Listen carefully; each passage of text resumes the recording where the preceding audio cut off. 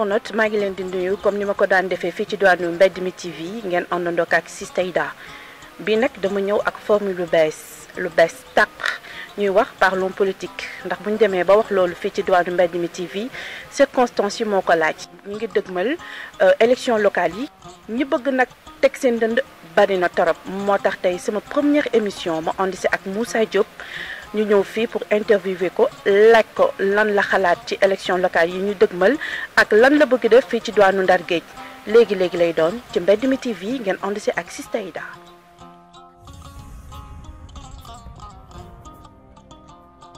ami internet maa ngi leen di nuyu di leen sargal encore une fois ngeen topp ma fii ci diwaanu Mbedd mi TV ngeen ànd si ak Sista Aida comme ni ñu ko doon def rek saa su nekk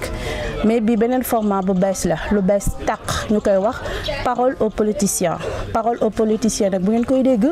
c'est parce que ñu ngi dëgmal élection locale yi mu bari nag ñu samp seen ndënd loolu te bari fii loolu moo tax tey nag sama première émission ma ubbi ko ak monsieur Moussa Diop je pense que kenn dootu ko présenté ma bàyyi la nga nuyoonteeg mbokku internet yi. waaw asalaamaaleykum soxna Aida maa ngi lay nuyu di la ziar di nuyu seen auditeurs yëpp ak seen téléspectateurs yëpp. donc di leen jaajëfal ci invitation bi di leen sant di leen gërëm.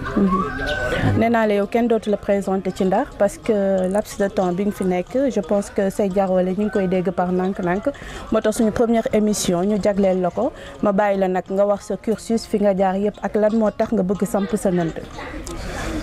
waaw soxna Aida maa ngi lay sant di la gërëm ci laaj bu am solo la man maa ngi tudd Moussa Diop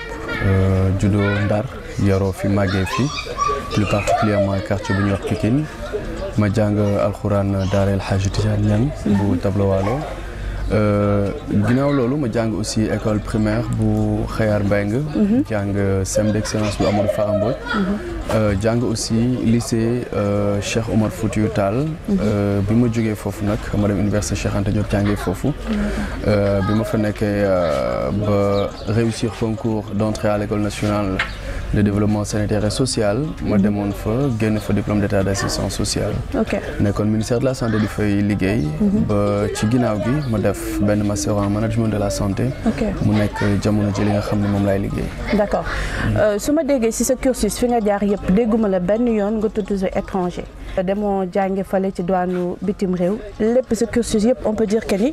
fi nga ko defee mu nekk nag lu nga xamante ni c'est rare en général la plupart boo leen di jël dañ naan fale laa defee sama étude Norvège wala dara yëpp gis naa ni Sénégal nga ko defee lan ngay conseiller jeunes yi nga xamante ni dañu bëgg dem bitim réew foog ni foofu la ñu mën a amee dara ko fii. waaw soxna Aida damay tontu ci laaj boobu ak cawarte ak mbégte parce que ñun bi ñu nekkee ndaw dañu mës a gëm ne suñu réew yi lépp lu ñu soxla mi ngi fi te lépp dafa laaj rek cawarte laaj aussi gëm-gëm ci ñun ndax bëri na kuy génn di dem bitim réew di jàngi amuñu benn lu ñuy sikke ñu koy def am nañu ay rakk yu koy def am nañu ay mag yu koy def waaye ñun dafa bokkoon ci li ñu taamu woon ne li ñuy jàng mën nañ ko jàngee suñu biir réew donte bitim réew tàllal nañu loxo ndax jotoon nañu liggéey ci ay jamono ak ay nasaraan yu ñëwoon fii bëggoon ñu yóbbu ñu jàngi li leen waxoon mooy li ngeen ñu bëgg yóbbu ñu jàngi de mën nañ ko jàng fii kon gisuñu njëriñu dem di ko jàngi foofu di ñëwaat fii nañ ñu bàyyi ñu jàngee ko fii ci suñu cursus ma suñu demandé préinscription pour dem bitim réew ndax dañu gëmoon rek ne li ñu soxla woon ci xam-xam li ñu soxla woon ci xarañte pour mën a jëriñ suñu dëkk yàlla def na amoon nañu daara yu kawe yoo xam ne mënoon nañ ko fa jàngi te lañ fa doon jàngit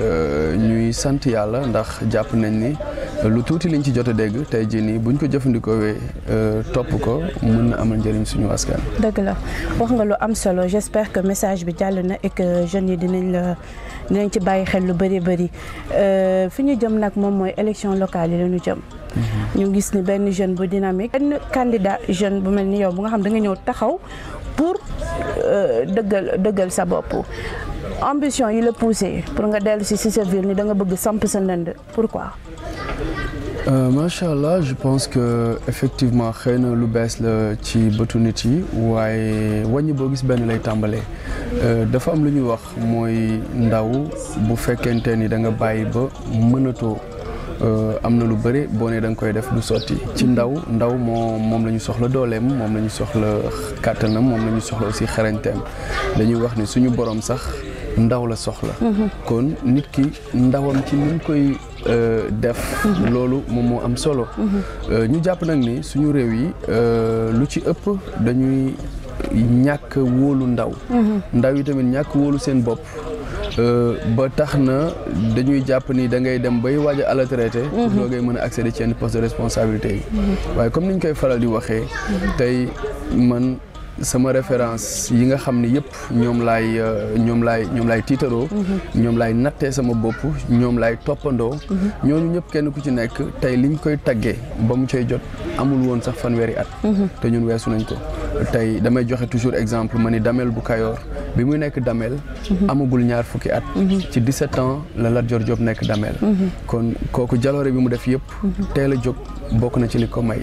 beneen bi tamit mooy tey suñu kilifa diine yu mag yi muy maam Seydi Hadji Malick Sy radiyallahu ta'ala anhu di maam Serigne Touba ak ñeneen ñu mel ni ñoom ñëpp li ñu def boo ko seetloo seen téere yu gën a mag si yu ñu bind bañ koy bind amaguñu sax ñaar fukki at wala ñaar fukki at ak juróom kon mu nekk loo xam ni ñun jàpp nañ ni du guléet ci réew mi te itamit dafa bokk ci mandarga yi nga xamante ni si képp ku nar a def lu rëy ci réew mi noonu ngay tàmbalee.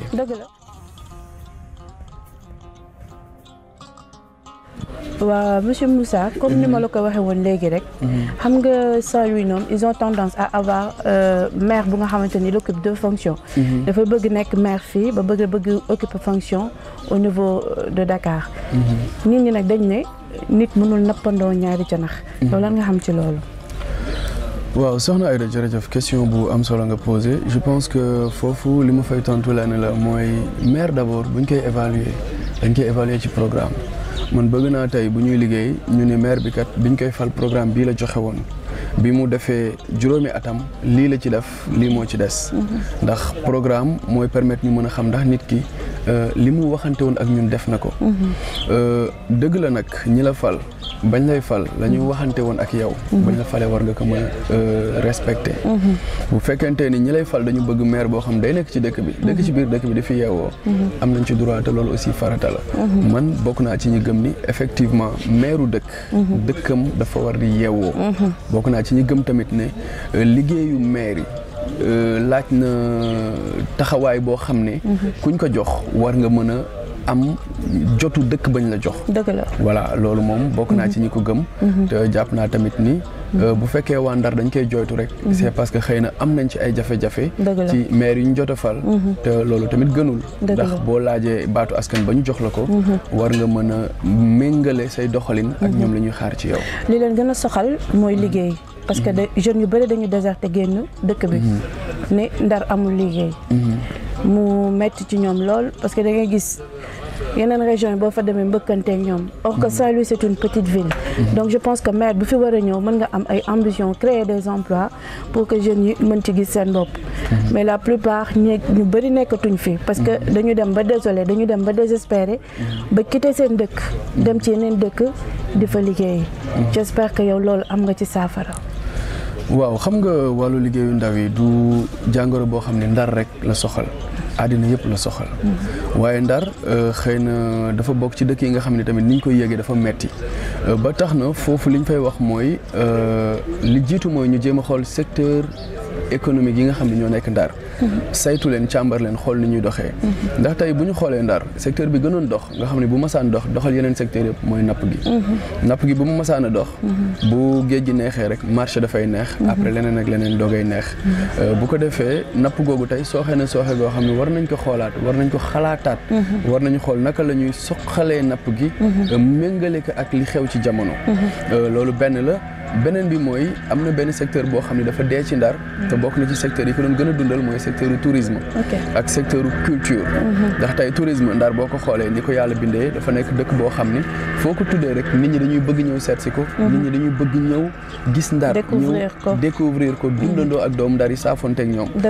tourisme boobu nag ajuwul rek ci ay tubaab yu ñëw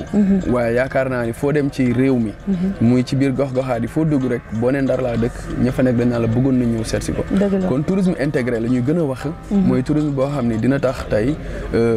yenn jamono yi Ndar nit ñi di ko fréquenter di fi ñëw bu ko defee loolu dafay jur tamit koom-koom ndax nit ñi bu ñu ñëwee dinañu wut fu ñu dëkk dinañu wut lu ñu lekk dinañu wut lu ñu naan dinañu jënd bu ñu dem yóbbaale seen kon loolu tamit war nañ ko mën a gën a suqali beneen bi mooy wàllu caada gi ndax tey boo xoolee Ndar dëkk la boo xam ne ci wàllu caada desul ginnaaw benn yoon waaye tey agenda culturel u Ndar buñ la ko waxee dañ koy wër doo xam lan mooy agenda culturel u Ndar benn wala ñaari date la ñu am yoo xam ne dafa mel ni at mu nekk day gën a dellu ginnaaw mu nekk loo xam ne xëy na jar nañu xoolaat ko ndax yooyu yëpp buñ ko dajalee moom mooy li nga xam ne moo mën a dundal dëkk bi suqat ka te dëkk tànk dundul tant que amul ay maanaam tant que doxul doxin boo xam ne mooy tax ña fa nekk di yëngu dëkk boobu ndaw ña fa nekk pour ñu am liggéey dina jafe day jafe ba tax na commencé woon nañu wàllum embouchure bi je pense que c'était début janvier ñu toog ba si yàgg gisatuñu dara ñu ni suri ba jaar na fee gaynde ko dugg na fale kenn mënut a comprendre communication bi ci boppam moo des ci wàllu Ndar ak autorités yi fi nekk problème bi yëpp loolu la parce que da ngay débuté benn liggéey ñu toog ba ci yàgg gisatuñu dara ñu naan naxasaay na dugg na fii génn fii ñu toggaat ba ci yàgg ñu ñëwaat ni dañ ko war a commencé waat le 15 août yow lan nga ci gis ban xalaat nga ci am ak ban jàngat waaw wàllu bël bi moom su ma ciy wax sax dama ciy wax ak xol bu naqadi ndax bël bi ñaari mbir daf ci am mooy bël bi nit moom moo ko tijji maanaam état moom moo tijji woon bël bi pour fexe ba Ndar bañ a lap ci inondation bu ko doon yoot ba mu ko tijjee xëy na def nañ ko ci gaawtu waaye am na ay borom xam-xam yoo xam ni xamaloon nañu li ci mënoon a topp kon waroon nañ ko mën a defee na nga xam ne du yàq li mu jot a yàq tey waaye gannaaw bi loolu yëpp amee ñu gis ni tamit bël bi am na njëriñ boo xam ne mën na ko amal mool yi ci kaw ñu defar ko ba mu méngoo ak ñoom li ñuy soxla mooy ñu gas ko gën ko xóotal ba nga xamante ni si vague yu metti yi fay dem ak paas yi ci am nga xam ni gaal yi dañuy daw ba yàgg ñu càng dara dal seen kaw ñu këpp yooyu yëpp dana mën a dañ waaye loolu la koy def xam nañ ko maanaam xerale bi am na koppar yi koy def réew mi am na ko waaye defuñu ko ci loolu yëpp nag mu nekk loo xam ne day nasaxal napp gi waaye li ci gën a yées la ci gën a metti mooy doomu aadama yi ciy ñàkk seen bakkan lu ëpp 4 téeméer ak juróom fukki nit faatu ci bël bi ba mu amee léegi te dafa mel ni benn autorité maanaam benn kilifa wala benn nit koo xamante ni si tey njiit la si ñun loolu naqadiwu ko su ma nee loolu naqadiwu ko mooy doo dégg kenn tey muy wax ba jiital loolu ci waxam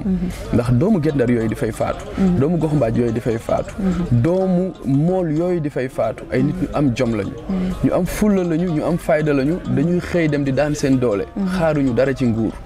kon la leen nguur mën a loon rek mooy mu ubbil leen bël bi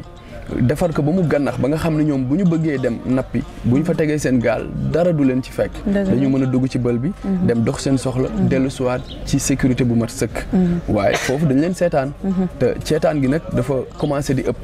ndax ñaari mbir la nee naa la tey suñu doom ñi ngi fay faatu te ñooñu di fay faatu mënoon nañ fa bañ a faatu ndax benn doomu mool bu faatu ci bël bi rek jàppal ni dese bu ñu mënoon a moytu la li ci gën a yées nag tey mooy li nga wax ndax jàngoro boobu yemul ci bël bi kese ndax tey bu fekkente ni dañoo dem ba gis ne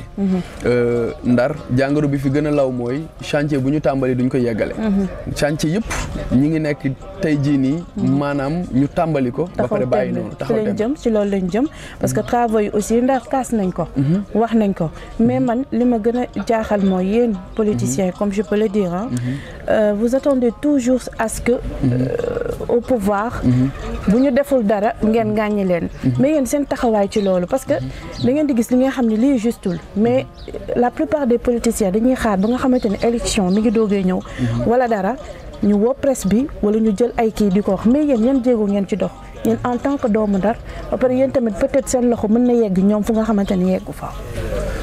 waaw xam nga doomu Ndar yi li ñu mën mooy di saytu li ñu mën mooy di xeltu li ñu mën mooy di jàngat di jox maanaam ay xalaat ñi nga xam ne ñoo ñu jiite waaye lay defar bël bi loolu nekkul ci sama gafaka loolu ci gafaka ñi jiite la nekk maanaam tey ñi ñu jiite ñoom la ñu jox ñun suñu kàddu jox leen suñu alal jox leen suñu doole wax leen ñoom la ñu taxawal ci loolu kon ñoom la ñu fal ngir loolu ñun li ñu mën mooy bu ñu gisee naka sudul noonu ñu teel a alerter. wax ni kat lii nii di dem fa mu jëm baaxul. li ñu mën mooy bu ñu gisee naka sudul noonu ñu joxe ci xalaat bu rafet. te itamit suñu kemtalaay kàttan lépp lu ñu mën dinañ ko def. waaye loolu nag dafa am ñoo xam ne ñoom lay seen cër. mooy ñi nga xam ne dañ leen fal. jox leen budget. jox leen aussi dooley mën a dogal. dooley mën a ni lii la ñuy def wala lee la ñuy def. kon ñoom ñoo ko war a def. te bu fekkoon dañ ni amuñu xaalis bu ñu ko defee wala amuñu pexe nga ni déet mais am nañu xaalis bi am nañu pexe bi tàmbali projet bi. waaye nga gis fi mu mujjee. toujours dafay mel ni projet yoo xam ne ñi koy tàmbali ñoom yitteelu leen. wala ñu ciy seet dara wala ñu ciy séntu dara ëllëg parce que ñoo plupart ndaw mi ndar yi dañ naan ñoom lépp lu ñu def dañ ciy séntu dara en retour parce que boo demee ba xool ni ñu doxalee travaux yi cuuc fee cuuc fële kenn mënut a xam travaux yi kañ lay pare te it duñu toog leeral askan wi ni leen travaux yi temps lay commencé ba kii lay pare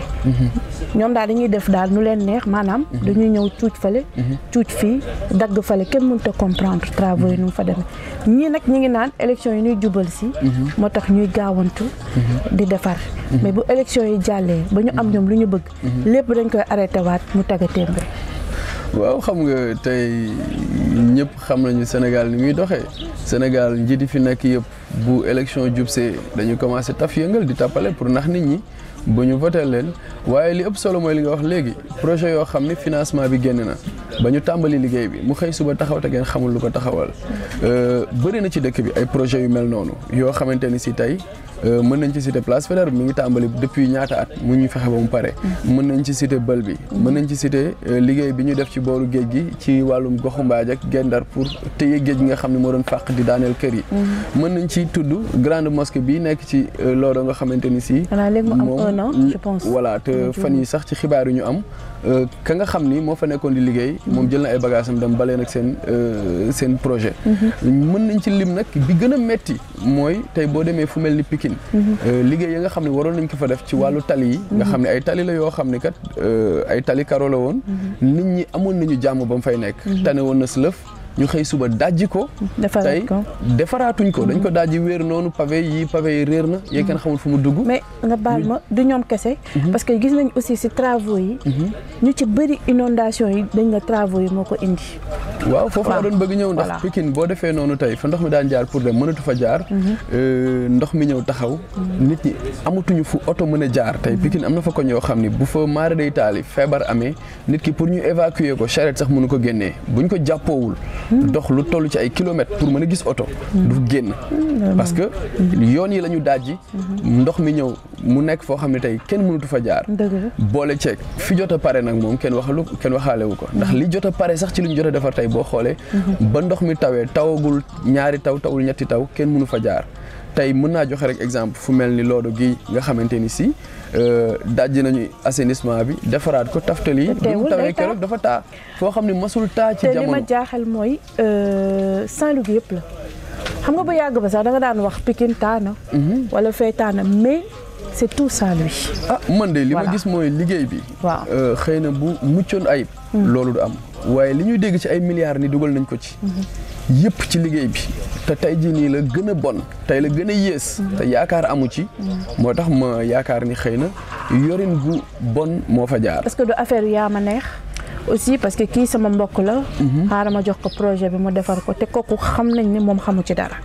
parce que on sait que ni Sénégal moom noonu lay doxee yow sama xarit nga diw sama mbokk la donc je pense que lii su ma ko joxee ñoom du ñu xool compétence wala du ñu xool ki nga xam ne moo war a defar lii dañuy xool mbokk gi wala ñu xool xarit bi wala ñu xool leneen aussi loolu da ciy joué aussi de waaw soxna Aïda xam nga marché public bu ñu koy wax dafa am yoon bu mu war a jaar dafa am maanaam ay normes yu ñu teg ni fii la war a jaar nii lañ ko war a joxee nii lañ ko war a jëlee normes yooyu nag réew mi am nañu kuréel yoo xam ne bu jaarul ci yoon ñoom ñoo ko war a saytu waaye xëy na ñun suñu réew ni muy doxee mooy boo bokkee ci nguur gi moom loo mënti jalgati tamit kenn du la topp waaw yooyu nag mën na bokk ci yi nga xam ne xëy na mooy expliquer situation bi ndax bëri na fi tey projet yoo xam ne bu fekkoon jaaroon na yoon dëgg ñi nga xam ne ñooy njiit yi mënoon nañu topp ña ko doon liggéey ndax buñ la joxee liggéey dafa am lu ñuy wax cahier de charge charge maanaam ñu ni la yow kat liggéey bii ñu la jox lii la ñuy xaar ci yow loolu boo ko matalulee mën nañ la topp ci yoon bu ñu la toppee ci yoon di nga ñëw defaraat ko ba mu mel na mu waroon mel wala nga delloo xaalis ba ñu wut keneen mu defar ko waaye da ngay gis koo xam ni dafay liggéey boo xam ni la fa nekkoon sax moo gën la mu fa def dara baaxu ci waaye du am benn fu ñu koy topp ci yoon du am dara yooyu moo am ci dëkk bi jamono ji à part travaux yi gérance bi nan nga ko gisee maire actuel bi mu fi nekkee ba léegi je pense que c'est depuis presque 2014 mi ngi fi mënuñu fexe ba def élection locale yi ba tey ñu jàpp ko en janvier 2022 ñit ñi nag ñu ngi posé wu la question est-ce que élection yooyu dina am ak gérance bi depuis 2014 ba léegi yow nan nga ko gisee waaw xam nga nit ñi bu ñuy tey dute ci waxu njiitu réew mi bu ñuy dute ci ay loi yoo xam ne génn na ci dëkk bi c'est parce que jafe-jafe am na crise am na maanaam tey dem na ba waxu njiitu réew tegatuñ ko fa mu waroon a tegu xëy na dañu yàgg gis muy wax muy dañ njiit nag booy wax muy dañ dina dem ba boo waxatee kenn du ko gëm waaye fi may waxee mooy ki nga xam ni 2014 lañ ko faloon mu waroon def ñeenti at mu nekk fi ba tey ji 2021 war a jeexal 2022 nga xam dina def lu toll ci au moins juróom-ñetti at kooku mën naa ni ñaari mandat rek la taxale nit ku taxale ñaari mandat dem ba tey beneen mandat ba di waaj a jeex te yow say projet mënagul yegg loolu tegtal la ci yorin gu bon tegtal la tamit ci gestion bi ni nga ko waxee maanaam ni ñu yore suñu dëkk yi ndax jaar na yoon ndax yaakaar naa ni tey ku ñu faloon pour juróomi at bu ñu la yokkalee ñetti at waroon na fekk say projet yëpp pare ba nga naan lan ngeen bëgg ma yokkal leen wala nga naan gaaw leen ñu def élection kat ma jox leen seen dëkk parce que dama amaat beneen projet wala beneen programme bu ma leen di soumettre te moom ba muy campagne ki fi nekk tey ñaar mi ngi ko doon wax ndar set wecc ak ndar leer nañ waaye ndar set wecc googu yaakaar naa ni ñëpp xam nañ ni tey jii nii la ndar gën a salte lu jiitu moom mu ko doon jël tey la ndar gën a lëndëm donte am na ay poto lampe solaire yu ñëw waaye tey bëri na gox-goxaat yoo xam ne dugg fa tey dañu jël poto lampe yi yóbbu ko ci bërëb yoo xam ne xëy na seen ay militants politiques ñoo fa nekk ay bërëb yoo xam ne ñoom foofu la ñu ko taamu alors que askan bi dëgg-dëgg fa ñu nekk tey dugal quartier yu mel ni Pikine wala nga dugg quartier yu mel ni Diamaguène wala nga dugg Guet Ndar wala nga dugg Gox Mbaaj da ngay gis ne am na quartier yoo xam ne tey ba tey ñi ngi ci biir lëndëm gi gis nañu fan yi sax ñu commencé taf yëngal jënd ay pile di monter ci yenn poto lampe yi pour ne ni ñoo ngi liggéey waaye ñun jàpp nañ ni mbir du rek buñ nee xóob nga daw taf yëngal ku moom nga sànni ku moom xar mi rek nga bàyyi buum gi déedéet gestion wu dëkk prévision la gestion wu dëkk planning la da ngay planifier di exécuter di évaluer maanaam da ngay naal sumb boo paree nga nag daal de natt li nga liggéey ndax baax na wala baaxul waaye ñoom liggéeyu li tubaab naan pilotage à vue maanaam fu ñu nee fii mi ngi metti rek nga gaawantu dem bés foofu ñu ne la fee metti na nga dindi fii dem taf fële donc dëbb daaxe googu nekk ci dëkk bi la ñu war a bàyyi te liggéey ndax yoru dëkk yoru réew kenn du ko def ci ay tandus kenn du ko def ci ay dëbb daaxe boo jëlee fii taf fee defar fii taf yëngal yooyu baaxul nañu def loo xam ne buñ ko defee ba jàll dootuñu ci dellu si waat loolu mooy yeneen bu baax. waaw c'est vrai que moom nit ñi di jooy tout le temps mooy malgérance bi am ci dëkk bi jooy nañ ko ba sonn peut-être que yow ci li nga wax monsieur Diop boo ñëwee incha allah rangoon yu bëri di nga ko feral parce que je pense que en tant que jeune communication bi dina mën a jàll ba pare askan wi it li mu soxla mooy nit ñuy ñëw ci ñoom c'est très important parce que da ngay bëgg waxante ki nga war a waxal mais pour nga gis que mooy problème peut-être ñu nekk autour ñoom ñooy bañ a gis te je pense que tey boo dul diisoo ak askan wi doo mën a xam ñoom exactement lan moo leen metti et je pense que peut-être yow boo ñëwee ak en tant que jeune en tant que ak ouverture bi aussi ça compte di nga mën a waxtaan ak jeunes yi xam lan la ñu bëgg xam seen saafara nga defal leen ko. waaw xam nga ñun dëkk bi dañ fi juddoo yaroo fi màggee fi mënuñu rëcc dëkk bi te amuñu feneen fu dul fii kon du tey la ñuy xëy nit di ñu soxla duñu gis wala tey la ñuy xëy di def lu ñu waxul woon wala di wax lu ñu dul def. li nga wax dafa am solo ndax gis nga dëkk boo fa nekkee ñu yaakaar la ci ndax yaakaar weesuwul tey nit ñi am ay jafe-jafe nit ñi toll ci ay métit nit ñi toll ci ay xat-xat yaakaar la nga jóg yow it fippu ndax tey fi ñuy waxe mooy ñun ay ndaw lañu ay mag ñoo fi nekkoon di def suñu ay mag suñu ay nijaay suñu ay papa ak suñu ay maam def lu am solo ba yegg si fii waaye ñun bu ñu gisee tey ni def boobu des na bu ñu gisee tey ni askan bi tey la nit ñi gën a bëri tey la dëkk bi gën a xat tey la soxla yi gën a bëri tey la jafe-jafe yi gën a bëri kon dafa laaj beneen xeetu doxalin te doxalin boobu li si jiitu bokk na ci alalu réew mi ñu bàyyi di ko noose waaye ñu def ko fa ñu ko war a def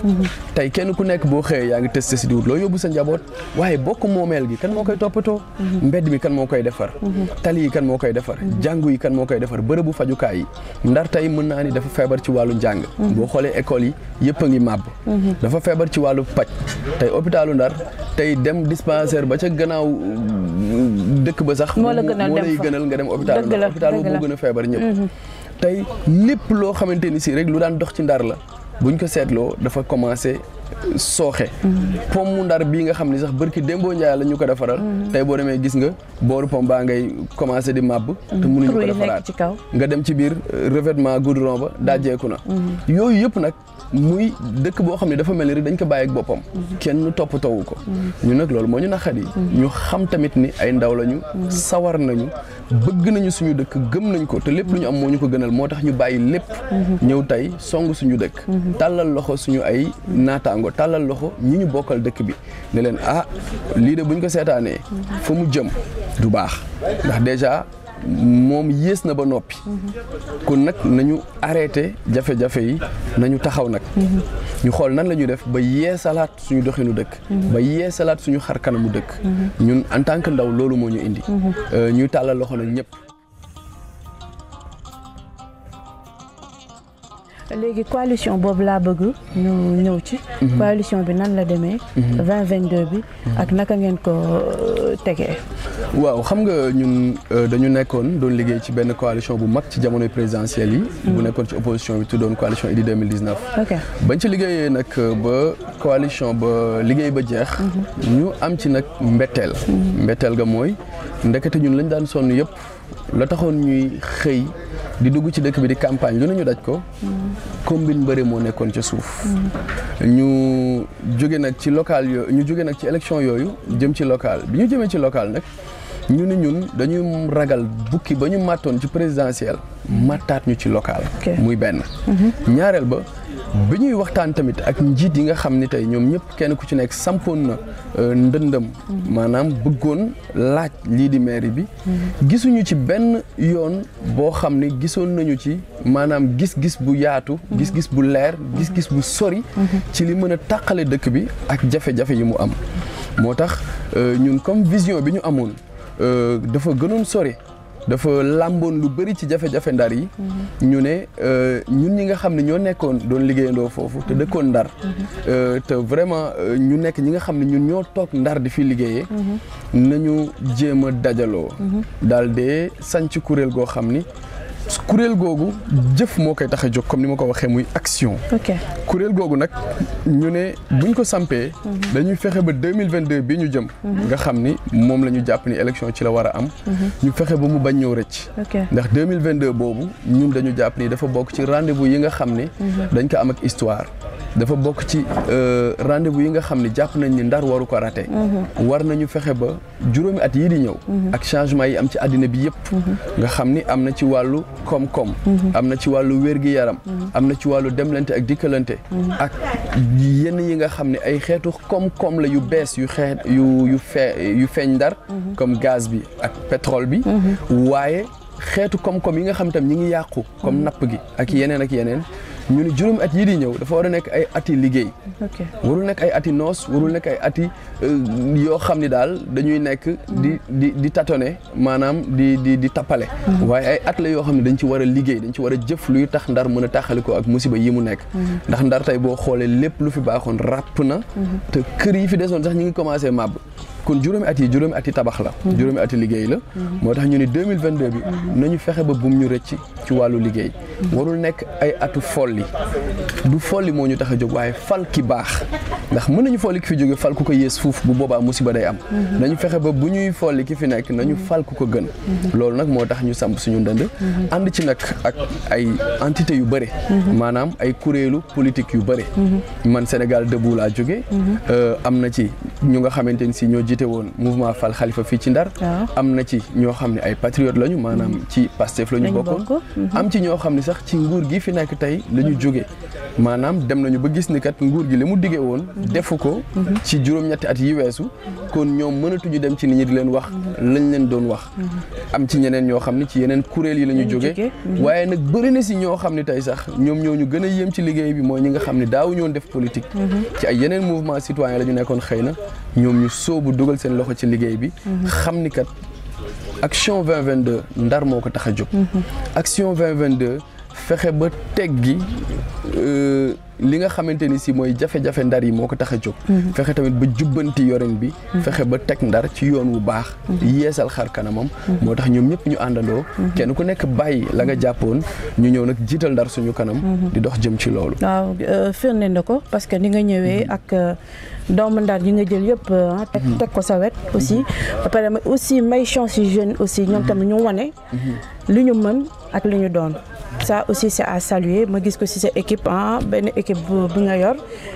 composé des jeunes loolu ma nga xam ne gëj naa ko gis bu yàgg léegi donc ma bàyyi la nga waxanteeg mbokku Ndar yi sa dernier mot ak ñoom lan la. waaw damay jeexale ci gërëm la bu baax a baax soxna Aïda ci sa invitation mais aussi ci li ngeen di góorgóorloo ci taxawal Ndar ci yee doomu Ndar ñi ci jox leen xibaar yu baax ñu xam fi ñu war a teg seen tànk di gërëm sa caméraman général Xëch muy nit koo xam ne tam ku am taxawaay la ci dëkk bi nit ku am jom ku am fula am fayda ñu yàgg ko gis tamit ci taxawaay boobu waaye di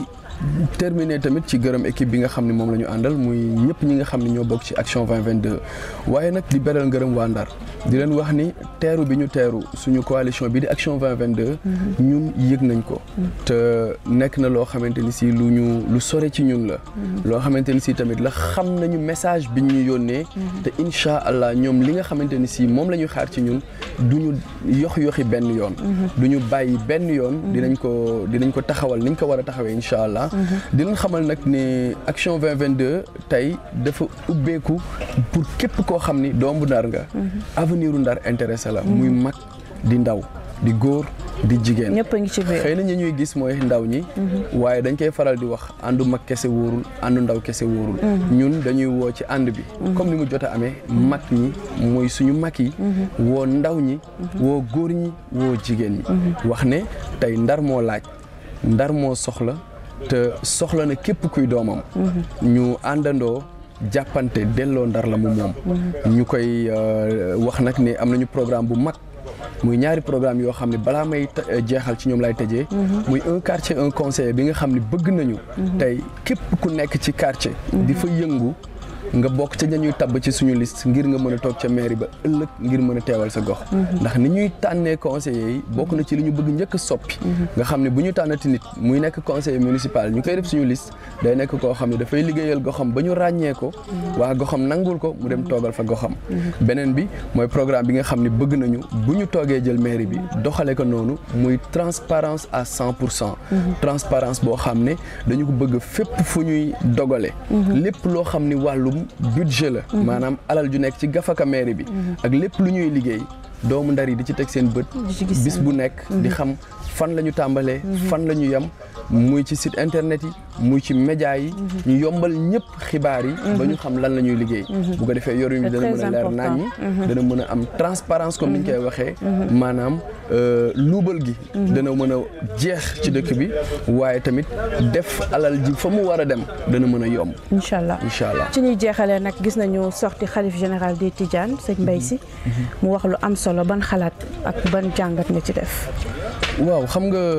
Sénégal kilifa diine yi dañu bokk ci piliers yi nga xamante ni si ñoom ñoo ko yore tey ñoom lépp loo xam ni xool nañ ko ba wax ko rek njëriñu askan bi la kon ñun benn appel la ñuy lancé mooy naka askan bi yëpp dégloo xel na ko askan bi yëpp aussi topp ni mu ko waxee mu nekk loo xam ni ñoom ay kilifa lañu te ñun dañ leen doyloo lool te réew mi saa su ne bu ñu demee ba xamatuñu fu ñu jëm ñoom ñoo ñuy wan yoon kon ñoom lépp lu ñu wax rek dañ ñu wan yoon nañ leen topp te bañ a sax xalaat bañ a sax nekk di yox-yoxi mais nañu topp ci li ñu wax donc muy xalif généraux yi nekk ci Sénégal yëpp li ñu tënk li ñuy woo nañ ci topp niñ ko bëggee incha allah duñ ko réccu. merci ci sa disponibilité. c'est pas facile parce que week-end bi moom si ngeen di def porte à porte yeeg yooyu mais merci ci temps bi ñu accordé et j'espère que incha allah yeneen émission bu fekkee yàlla def na nga nekk maire. archive yaa ngi fi li nga jot a wax yëpp a ngi fi donc loo fi deful dañ koy tegaat ci net bi wala déet incha allah donc ñu lay souhaiter bonne chance ci 2022 bi ñu def may remercier aussi toute l'équipe Aïda Fall sama promotionnaire sama xarit mu yombalal ma lépp l'assiste bi ma doon waxal aussi mu yombalal ma lépp